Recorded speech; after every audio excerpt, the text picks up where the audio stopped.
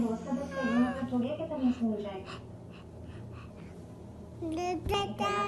सुना कर आइए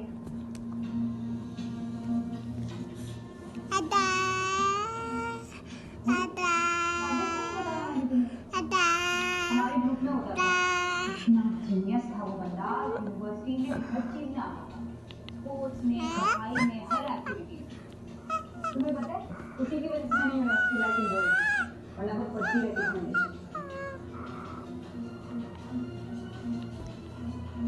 हाँ शादी सुबह सुबह सीरीज 18 दिसंबर से शुरू होगी।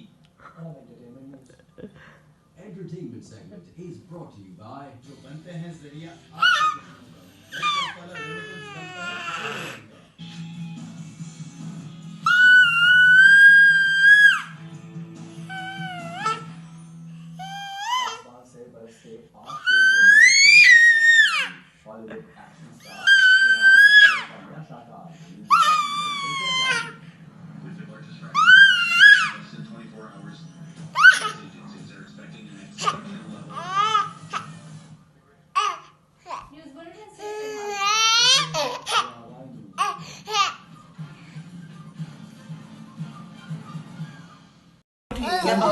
आपके अभी ये भी मौजूद है।